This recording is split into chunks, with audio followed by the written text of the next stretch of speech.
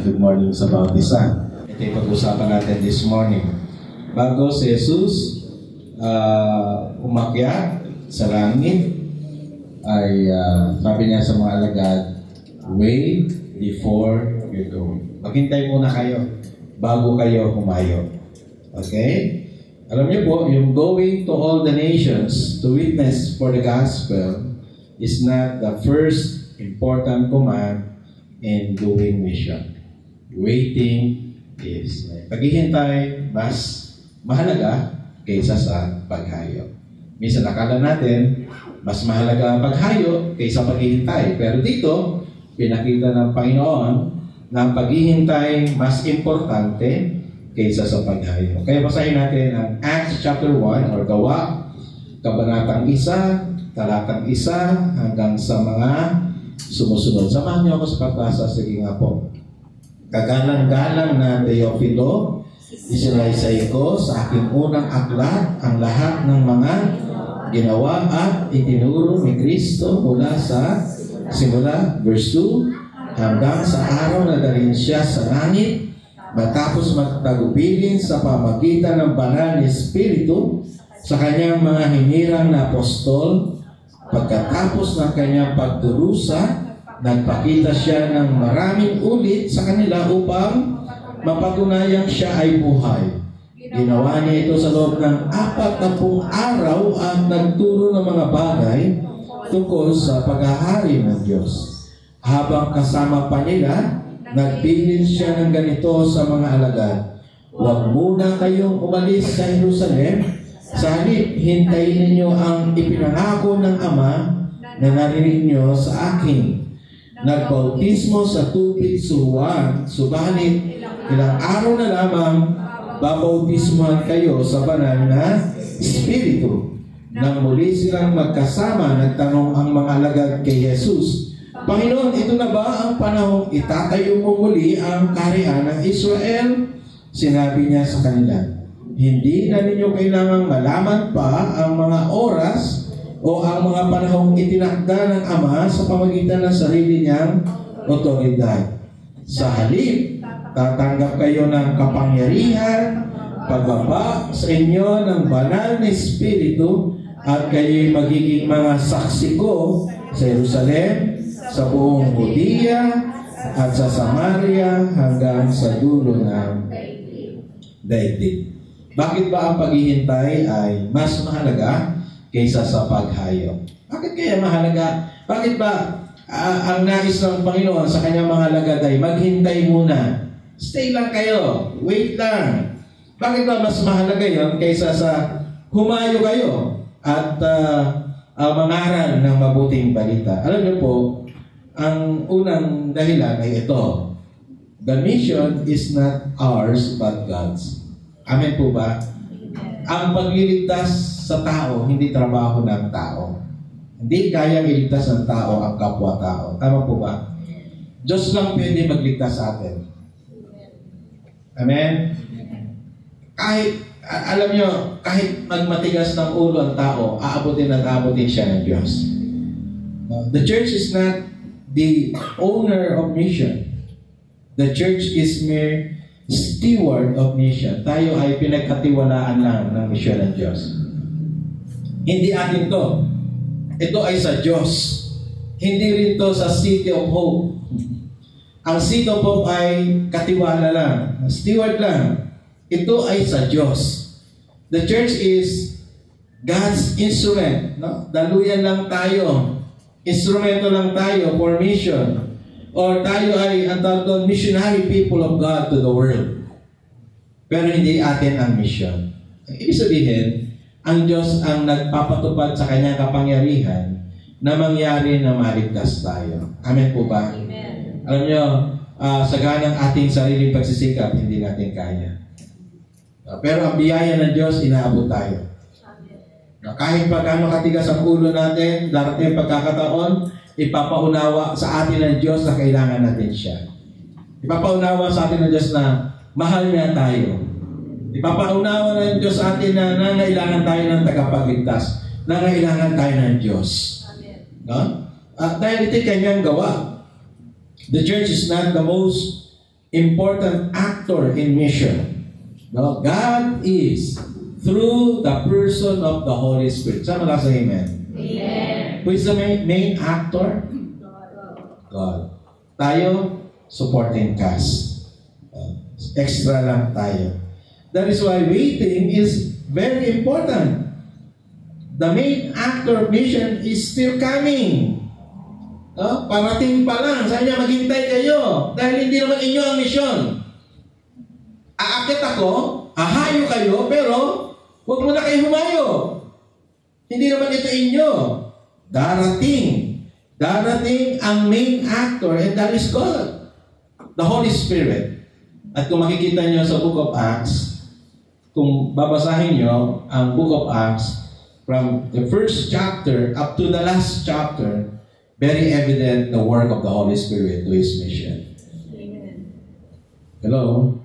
Sino pumili kay Barnabas at kay Pablo? The Holy Spirit. Who sent Paul, Silas, Luke, Timothy to the Europe?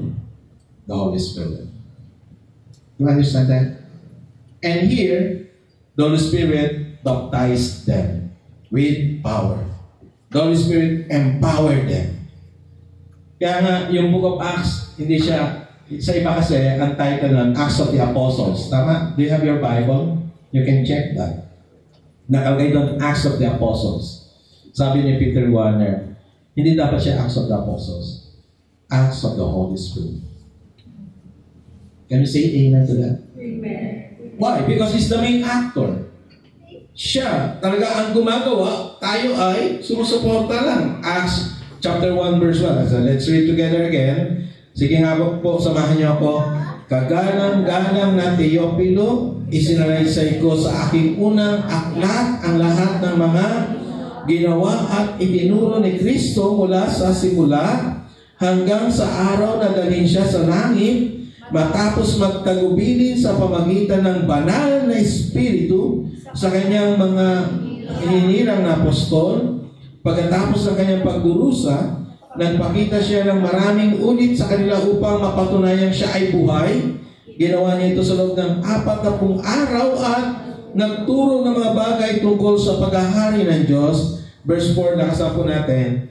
Habang kasama pa nila, nagpili siya ng ganito sa mga alagad, huwag muna kayong umalis sa Jerusalem. Sa halip, hintayin ninyo ang ipinangako ng Ama na narinig ninyo sa akin. And then verse 5, nagbautismo sa tubig si Juan, subalit ilang araw na lamang, babautismohan kayo sa banal na Espiritu. Isa malakas na amen. Amen. Hindi yung paghayo ang mahalaga. Paghihintay. Dahil kanya ang misyon. Dahil siya gumagawa sa misyon. Ang pagkaligtasan natin, hindi natin trabaho. Ito'y trabaho ng Diyos. Amen po ba? Amen. Ito'y trabaho ng Diyos. Without the presence and the empowerment of the Holy Spirit, mission is impossible. So impossible. Imposible ang mission. No? Kaya nga, lagi ko binabalik-balikan mo saan ako galing. Tumabatan ko, napaka-mahihiyain. Doble pa ang pagiging mahihiyain ko sa inyo. Sobra. Di ko akalain magiging pastor ako. Napaka-mahihiyain ko. Malit ang tingin ko sa sarili ko. Inferior, no?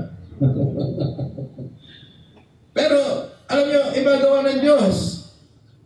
Magiging posible siya kapag ito'y gawa ng makapangyarihang banal na Espiritu. Number two, hindi lang ito dahil sa Diyos. Ang mission ay sa Diyos. Number 2 is, let's read together. Mission is not small. It is great. Napakalaki na mission. Sa gawain na nga lang ng Seed of Hope, sabi ko sa Lord, parang sabi ko, tama na po itong ganitong bilang namin, 17 churches. But you know what? God can do great things through Seed of Hope. Amen po ba? Kaya gumawa ng dakilang bagay sa pamagitan ng iglesyang ito. The mission given to the church is not only to reach Jerusalem. Nung pinahayo sila ni Jesus, ano ba sabi ni Jesus? Basta mangaral kayo sa buong Jerusalem, that's enough. Mission is accomplished. Pero hindi. No? The mission given to them is not only local, but, ang sabi dyan, can you read the yellow one? Basahin natin ng malakas. Global. Both local and global. Alam nyo, ang mundo, dati noon, pag sinabing mag-a-abroad para paghanda mo maigi, matagal. Pero yung pag-a-abroad parang common na sa mga tao, kahit sa mga Pilipino. Tama, no? Common na sa atin. Kasi maliit na ang mundo. This world ay hindi na isang malaking mundo, kundi isang small global city o local city. No? Yun ang utos ng Panginoon. Hindi lang sa Jerusalem. Verse 6 said, nang muli sila magkasama, nagtanong ng malagad kay Jesus, Panginoon, ito na ba ang panahong itatayo mo muli ang kaharian ng Israel? Ang isip pa rin ng mga alagad, sila lang, Israel lang, ang paghaharian ng Diyos. Okay? Kahit na, paulit-ulit, itinuturo ng Panginoon Jesus sa kanyang mga alagad, ang kanilang identity, our identity is, ano ulit? Salt of the earth and light of the world. Gano'n kalagang ang scope? Light of the world. Salt of the earth. Malaki ang scope. Kahit na sinasabi yan sa kanila ng Panginoon, ang isip nila, Israel lang. Hanggang sa pag-akyat ng Panginoon Jesus sa langit, ang isip ng mga disipulo, ang kaharian ay para sa mga Israelita lang. Ang kahariang itatatag ni Jesus ay para sa kanila lang. No? Tingnan natin ito in verse 6, yung kulay dilaw. And let's read together. Sige nga po, basahin natin sabay-sabay. Panginoon, ito na ba ang panahon itatayo mong muli ang kaharian sa Israel? Hanggang doon lang yung isip nila. Kaya nilinaw ng Panginoong Hesus sa kanya mga disipulo kung gaano kalaki, kalawak ang kanilang pagmimisyonan. At para sa mga mangingisda na tinawag ng Panginoon, ito ay talagang imposible. Diba? Verse 8, basahin natin. Sa halip, tatanggap kayo ng kapangyarihan, pagbaba sa inyo ng banal na Espiritu, at kayo'y magiging mga saksi ko sa Jerusalem, sa buong Judea at Samaria hanggang sa dulo ng daigdig. Alam niyo po, nung sinabi ni Jesus na you will be my witnesses to Jerusalem, mahirap na yon. Kasi mga probinsyano sila at inutusang abutin ang Jerusalem, a city. Di po ba? Halimbawa ko, sabihin ko, isa sa mga kabataan ito, Angelo, susuko kita sa Bonifacio Global City. Sabi ni Angelo. So, di pa ako nakapunta doon. Tatakot si Angelus. Di ba? Sabihin, itong mga alagad na ito, papupuntahin sa Jerusalem, sa siyudad. At mga inay mahirap na. Papuntahin pa sila sa Judea, papuntahin pa sila sa Samaria, papuntahin pa sila sa ends of the earth. Mahirap. Malaking trabaho. Ang kanilang skills, ang kanilang talents are not enough to accomplish the great mission entrusted to them. Tawag nga siya, Great Commission. Especially, considering they are uneducated. Wala silang ordinaryong tao lang sila. Sa Acts 4:13. Sige, samahan niyo ako sa pagbasa. Ito yung mga inuutusan ng Panginoon humayo. Basahin natin sabay-sabay. Namangha sila na makita nila ang katapangan nila Pedro Juan, lalo na nang malamang sila'y mga taong walang pinag-aralan at mga karaniwang tao lamang. Nabatid lang sila'y nakasama ni Jesus. Sila'y inutusan. Sila'y inutusan to go to every place to preach the gospel. At ito sila. Meron lang sa kanila tapang. Meron lang sa kanila training from the Lord Jesus Christ. Meron lang sa kanila ang kapuspusan ng Banal na Espiritu. Amen? Malaki. Kailangan maghintay sa kapangyarihan because the mission is huge. Napakalaki. Napakalaki ng mission para sa mga ordinaryong tao na katulad ng mga disipulo, kaya kailangan maghintay sa darating na kapangyarihan. Amen? Pag tayo hahayo, yung mga nag-o-OBS dito, before you leave your house, you always ask the Lord, Lord, give me power. Fill me with your power. Empower me. Enable me. Amen? Amen? Because mission is not ours and mission is great. Higit pa sa atin. Mas malaki kaysa sa ating kakayahan. At pangatlo, mission is not easy. It is challenging. Ang mission hindi madali. Hindi ito madali. Akala natin ito'y madali. May mga bata na gustong mag-aral sa Bible School. Ngayon pa lang sasabihin ko sa inyo, hindi madali ang pag-mission. Kung makita nyo lang kalagayan namin ni Joy, when we are, sinisimula pala yung gawain doon sa Banyadero. Mas mapalad kayo ngayon. May aircon, may comfortable place of worship. Doon hindi. Butas-butas yung tent. Doon kami sa ilalim. Hindi naman mainit yung tent dahil may mga punong nakahabong. Yung puno ng himbabao. Puno ng himbabao, nilagyan ng tent, doon kami sa ilalim nag-worship. Okay, pag summer. Pero pag umuulan, hindi okay kasi butas-butas nababasa ka. Ilan lang dumadalo nun? Siguro mga 20 mahigit. Tapos kasama namin 10 aso o mahigit. Ang daming aso doon. Okay. Very challenging. Minsan, sirahin tulay. Kailangan namin ni Joy bumaba doon sa ilog, bababa sa ilog, aakyat para makarating doon sa lugar. Minsan, kailangan namin umikot sa may loob. Layo na ikot. Yung pagpunta namin from here to Banyadero, mas matagal pa yung from Banga, iikot ng loob, papunta doon sa lugar. Maraming hirap. Hindi madali ang mission. Sabi sa Acts 1:8, sige, sabay-sabay natin basahin. But you will receive power when the Holy Spirit has come upon you, and you will be my witnesses in Jerusalem, in all Judea and Samaria, and to the end of the earth. Yung kulay dilaw lang, basahin natin na malakas. You will be my witnesses. Alam niyo yung phrase na yan, you will be my witnesses. Ang literal meaning yan is, you will be my martyrs. Kasi, balik na natin yung itong witnesses, sa Griego is martires. Martires. Sa English, yan doon galing yung word na martyr. Kaya lang pinagaan yung word sa English na witnesses. Pero ang literal meaning yan, you will be my martyrs. Now, Jesus' command to the disciples was, go and bear witness for the gospel through suffering or death.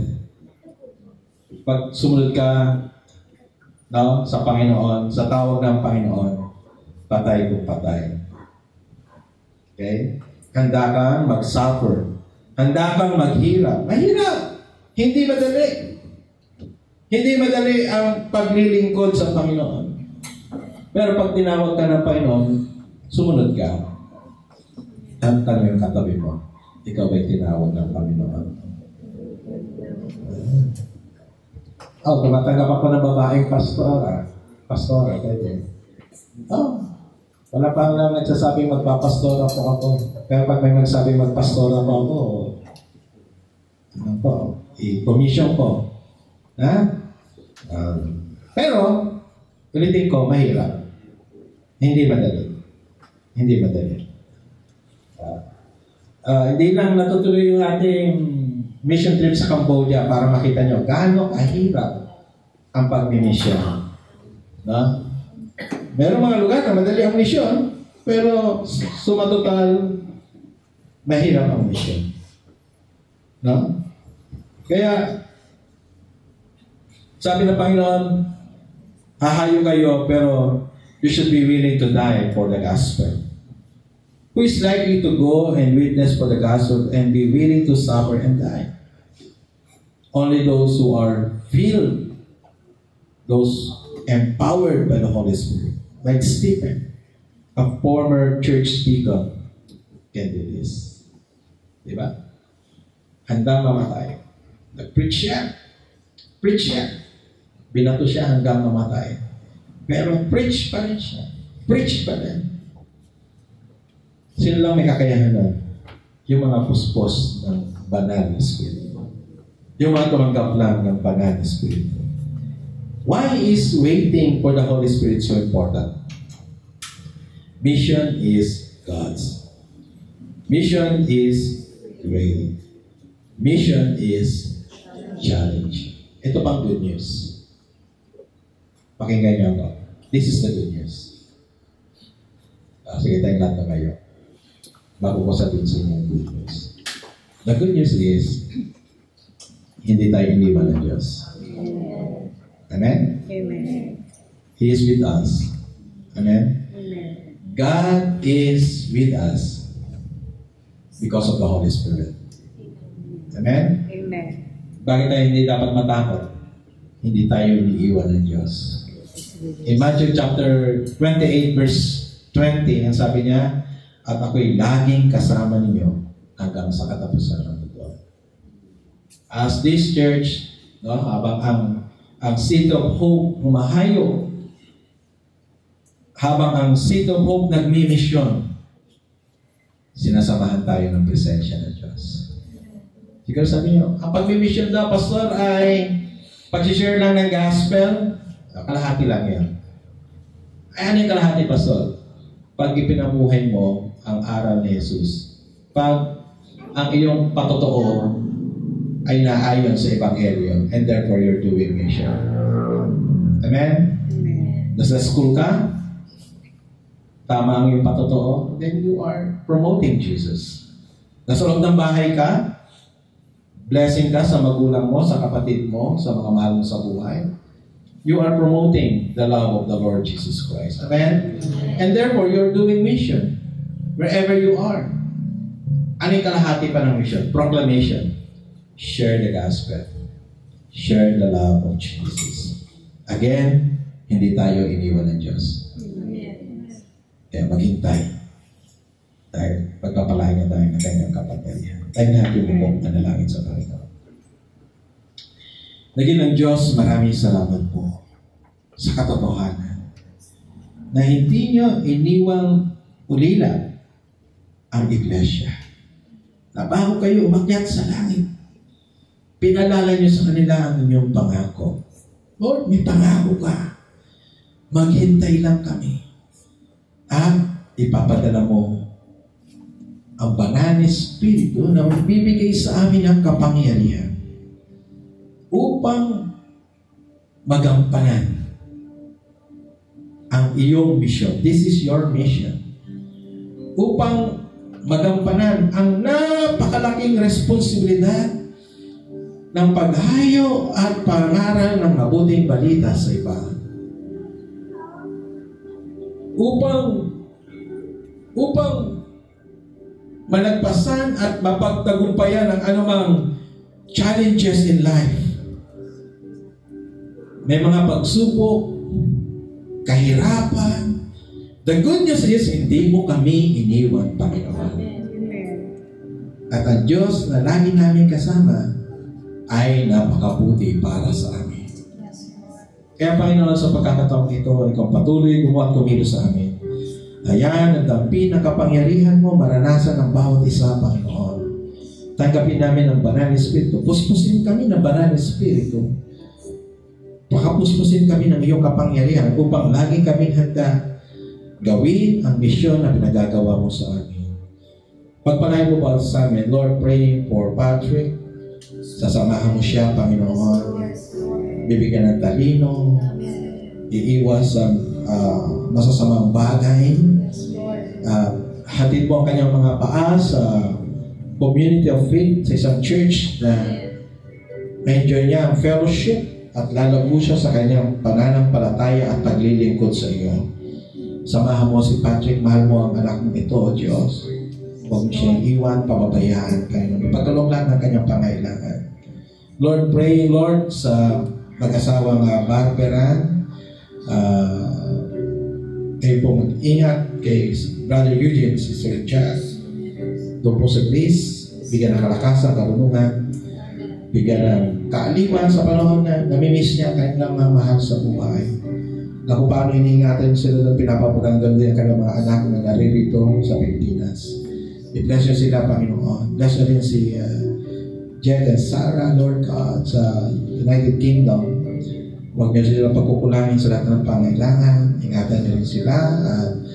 Makita rin sila ng local church na ma-enjoy nila ang kanilang church life. Lumago rin sila sa kanilang pagkakilala sa inyo, sa kanilang pananampalataya. Dalahin din sila Pao at si Ezekiel doon. Salamat, Panginoon, sa natapos sila ang kasal. Dalahin ang iyong patuloy pagkakalog ng pangailangan nila. Dalahin din ang pamilya ng Banabog at Gonzales sa Hong Kong. Iingatan sa samahan, bibigyan ng kalusugan, tutugunin ng mga kahilingan ng kanilang mga puso sa pangalan ng Panginoon Jesucristo. Dalahin din sa AJ doon sa Malaysia. Ikaw magpalak kay AJ, Lord God. Kayong patuloy na magbigay sa kanyang kalakasan, kalusugan din at pagkakalog na natin ang pangailangan doon. Ganun din po si Lumiere, Lord God. Siya nakabalik na sa kanyang work. Sasamahan siya, iingatan, papapalain. Maranasan niya ang iyong kalapitan, Panginoon, saan na siya pumunta. At lagi kanyang hihinga ng tulong sa bawat araw. At ikaw ay laging available to help him, Lord God. You're always available, Lord God, and willing na ipagkaloob ang mga pangailangan niya. Praying also kay Rafael Gutierrez na nasa Italy. Iingatan siya sa kanyang work dahil siya nagtatrabaho sa mga high tension tower.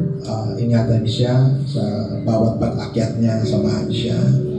At darahin din, Panginoon, makita siya ng local church na siya'y makapaglingkod. Darahin din, Panginoon, Brother Christian sa Indian Ocean, sa isang isla doon, ng military base ng US. Sasamahan mo siya, iingatan, kapapalain, bibigyan ng kaaliwan, ng kalusugan, ng kakayahan sa paggawa. Panginoon, ikaw rin, Panginoon, naglagay lagi sa puso niya ng kauhawan sa iyo. Na kahit siya ay malayo sa kanyang pamilya, Panginoon, ay maranasan niya ang iyong kalapitan naman, aming Diyos. Dalahin din anak, si Che, na nasa Australia. Pag-iingat niyo sa kanya, Panginoon, at kanyang asawa, pagkakaroon ng lahat ng kailangan. Dalahin din, Panginoon, sila Sister Neng, si Patty, kasama nila Jay, kasama ni Eileen, at ang baby nila si Andy doon sa Sydney, Australia. Iingatan niyo sila, Panginoon, pagkapalain. Ang batang si Andy, Lord God, baby na si Andy, patuloy na palulusugin, palalakasin sa pangalan ng Panginoon Kristo. At ipagkakaloob din, Panginoon, panibagong kalakasang kalusugan para kay Eileen, Panginoon. At ganoon din kala Sister Neng, bigyan ng kalakasan si Sister Neng dahil siya'y tumutuwang sa bagong panganak na si Eileen. I-bless niyo sila sa lahat ng blessing na kailangan nila. At alam ko po, O Diyos, na mahal mo ang mga anak mo na ikaw ang inuuna. Bless mo mga anak mo ito. Meron pa mga kahilingan sa panalangin sa kalagitnaan namin na mamahal kami sa buhay sa ibang bansa. Panginoon namin silang itinataas sa iyo. Meron panalangin kami para sa trabaho, panalangin para sa kalusugan, panalangin para sa pag-aaral, panalangin para sa iba pang bagay, Lord God, praying na kayo ang patuloy na gumawa. Ganun din po aming panalangin ang nalalapit na youth camp, itong May 1 to 3. Panginoon, huwag mo pagkulangin ang camp na ito at maranasan ng mga kabataan panibagong sigla sa kanilang pananampalataya habang sila'y dumadalo ng camp na ito on May 1 to 3. Ang mga kabataan dito ay hamunin mo, Lord God, na magkaroon ng desire to be part of this great event, Lord, para sa mga kabataan. Dahil ang mga salita mo mahayag dito, ang mga kabataan ay makapagpapalakasan, ang mga kabataan ay mag-encourage sa bawat isa, maglilingkod sa bawat isa. I-bless mo. Ang mga kabataan dito sa Kanlubang, na pupunta doon ay ihanda niyo ang kanilang puso't isipan sa pagdalo. Panginoon, pagpalain mo ba sa amin, kaya maranasan namin ang iyong pabor, maranasan namin ang iyong kalapitan, pakapuspusin kami ng banal na Espiritu upang laging handa sa paghayo, ipagkakalob lahat ng mabuting bagay na kailangan namin. Huwag pagkulangin kami, O Diyos. Maghari sa amin ang iyong kagalakan, ang iyong kapayapaan, at ibalik lahat ng papuri, pagdakila, pagluwalhati sa pangalan ng Ama, ng Anak, at ng Espiritu Santo. Amen. Amen. Amen.